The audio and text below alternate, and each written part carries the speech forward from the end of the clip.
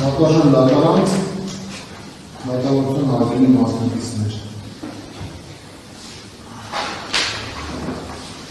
Որպես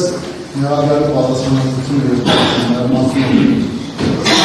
ծանրացող հանգամանքներ ցույց գործող արտադրիչ։ Որպես ներառյալ աշխատանքի անձնի ենթարկվող տվյալ գործի քննության ընթացքում պաշտպան և դիտվում է նրա կողմից նախկինում դատապարտված չլինելը։ Հայաստանի Հանրապետության քրեական օրենսգրքի 52-րդ մասով սահմանված են պատժի նպատակները։ Սոցիալական ախտորոշման վերականգնումը, պատժի ենթարկված անձի վերասոցիալացումը և հանցագործությունների կանխումը։ Հայաստանի Հանրապետության քրեական օրենսգրքի 69-րդ հոդվածի առաջին մասով սահմանված է հանցագործության համար մեղավոր ճանաչված անձի նկատմամբ նշանակվում է արդարացի պատիժ։ Նույն հոդվածի երկրորդ մասով սահմանված կարգով պատժի տեսակը և չափը որոշվում է հանցագործության պատճառված վնասի բնույթով և չափով, հանցագործության եղանակով, տեղով, ժամանակով, շարժառիթներով և նպատակներով, դիտավորության կամ անզգուշության տեսակով,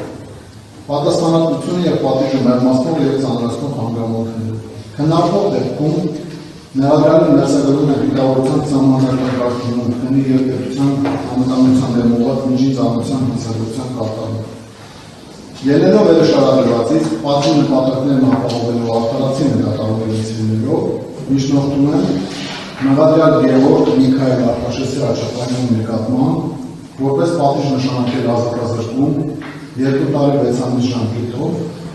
հաշվարկելով մեղադրյալի կողմից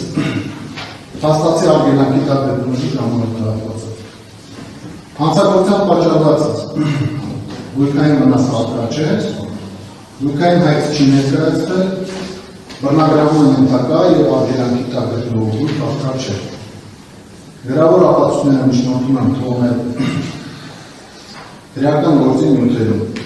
իրեղեն ապացույցները առկա չեն, կիրառված հաղորդամիջոցը թողնել ամփոփող, մինչև դատավորչի օրինական ուժի մեջ մտնելը,